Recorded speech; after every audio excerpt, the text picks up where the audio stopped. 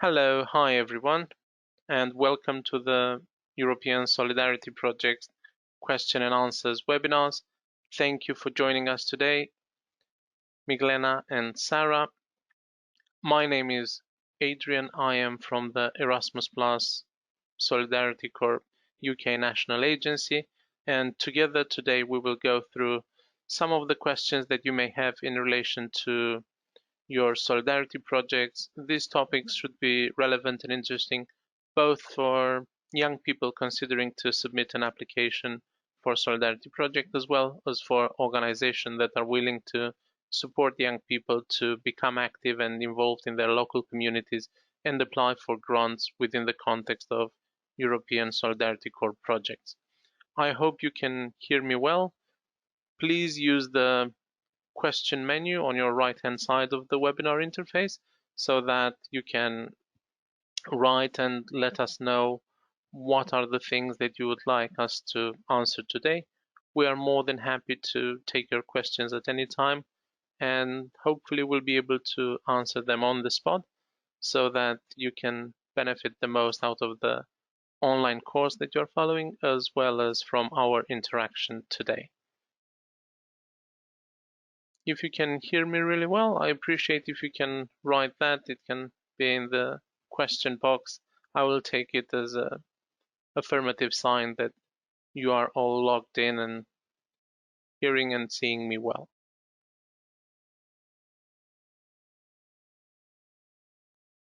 So just to ease things in, one of the questions that we've received was, what is the maximum number of people who can be part of the Solidarity Project group?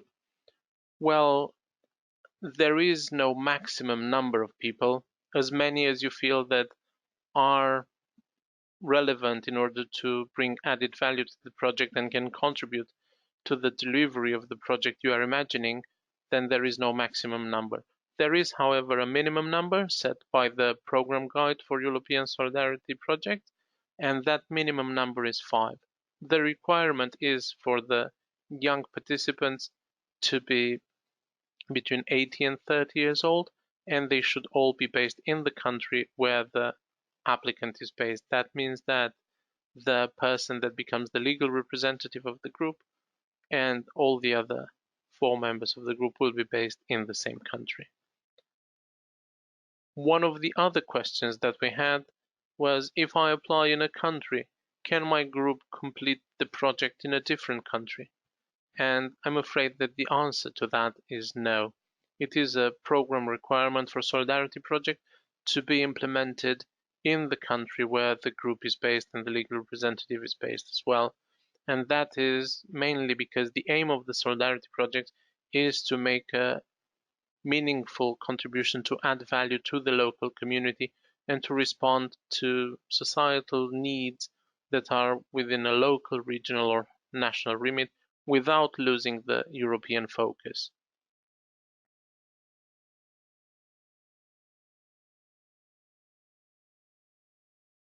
Just following up on other questions that we've previously received, what is the duration that the Solidarity Project can have?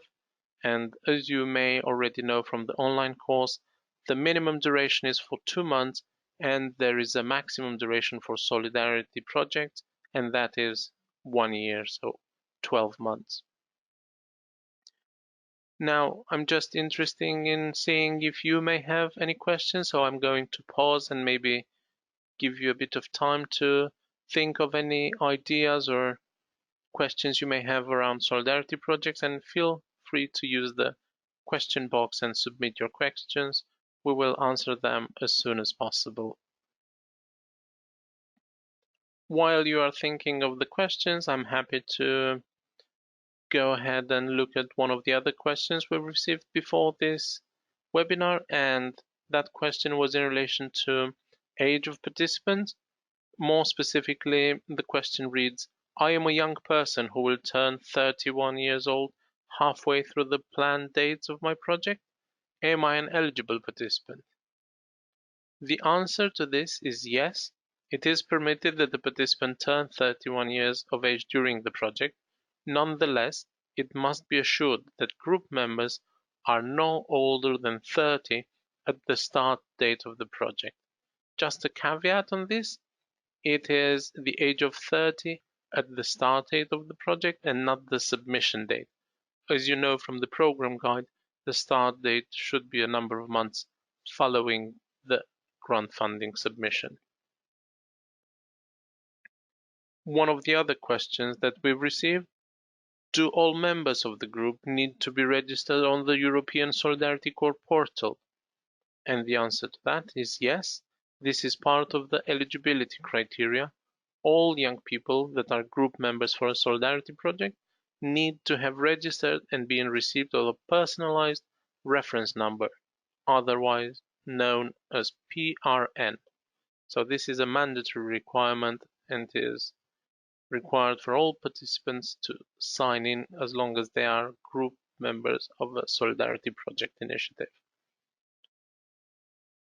Moving to the more technical side of things in relation to financial regulations, we've received some questions on that.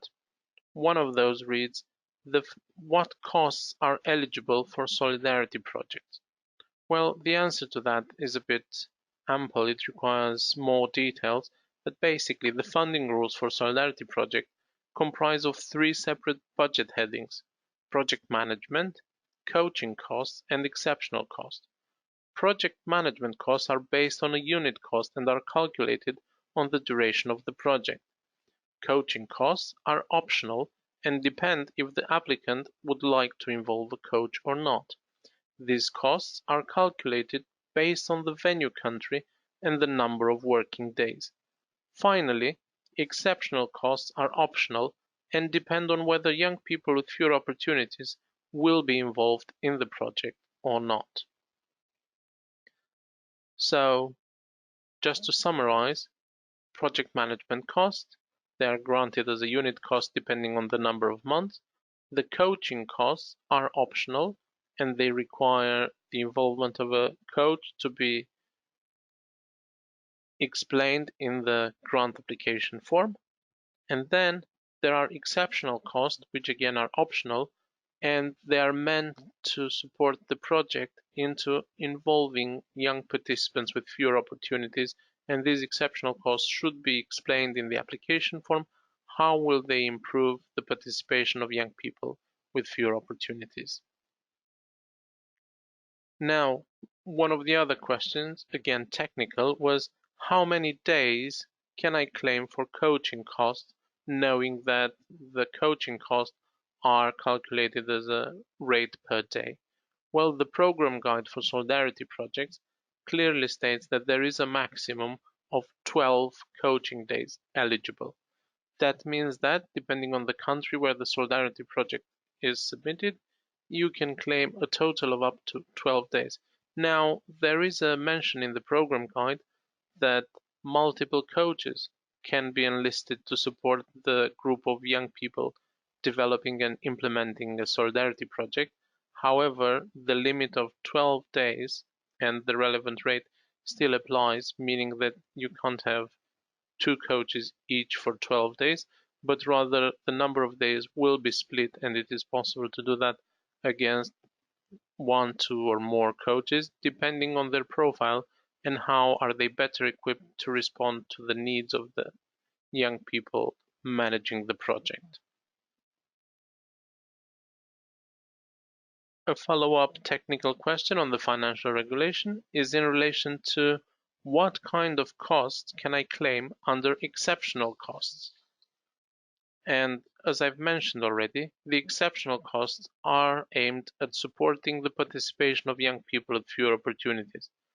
As a result, the request for the financial support for exceptional costs needs to be clearly motivated in the application form, with details provided around what are the actual needs of the young people with fewer opportunities that were identified as part of the project development stage, and then how would the required funds will answer in addressing those needs.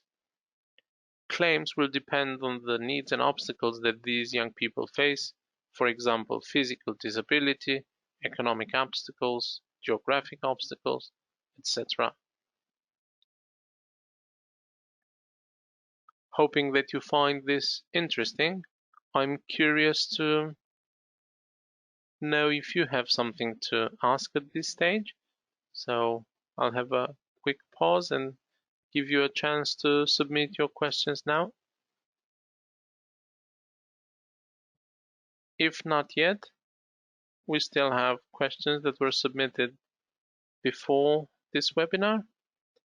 So they're in relation to roles of the group or the organization in the context of solidarity projects.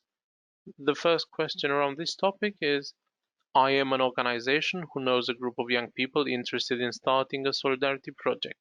What role can I play? As an organization, you will be able to fulfill the following roles. Submit an application on behalf of the group. Please note, this refers to the act of submission and does not mean writing the narrative of the form. This will need to be completed by the young people themselves, as there are scoring criteria against project that should demonstrate that the project is being developed and owned by the young people rather than the organization. If you are an organization working with a group of young people, you can further perform an administrative role. So you will be able to support the group in the project lifecycle with administrative or financial tasks. One additional thing, offer support and guidance in identifying and documenting learning outcomes.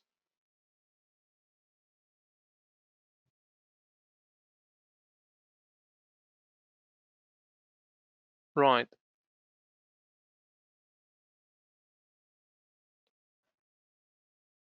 I've just had a question from Aniela. Apparently there are some technical difficulties.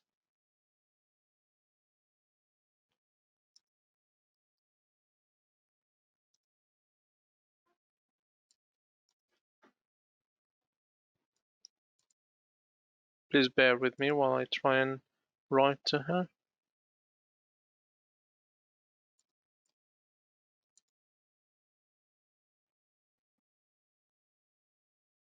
Right, I hope everybody can hear me well and we're not facing any additional technical difficulties.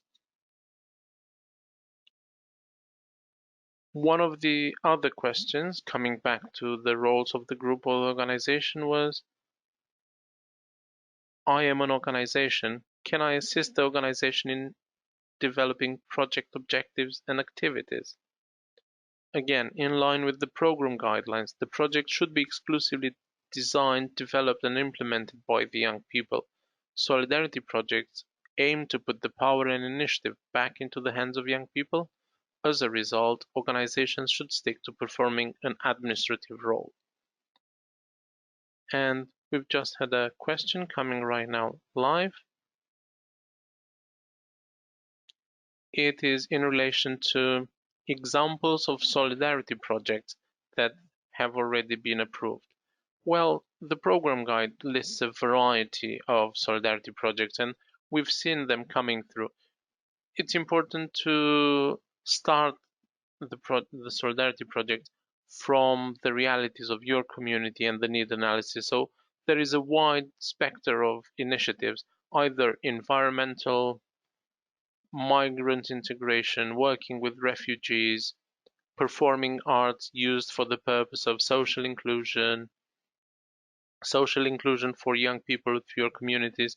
We've seen promoted across the website and part of the online course an initiative for a cafe developed and run by young people with the purpose of creating social inclusion within the community, people with disabilities coming and attending the cafe so that they have a safe space for sharing, networking, making friends, and generally socializing and communicating.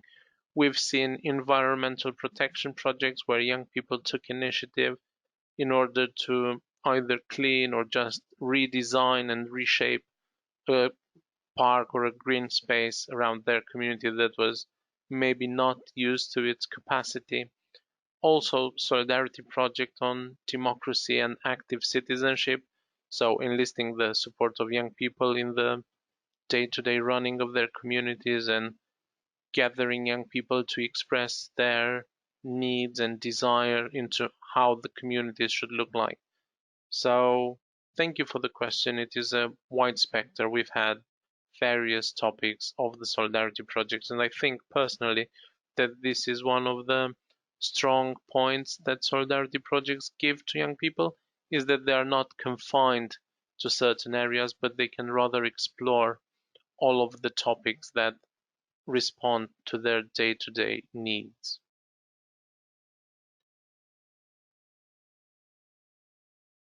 Looking further to another question from the one submitted before the webinar, a rather technical one.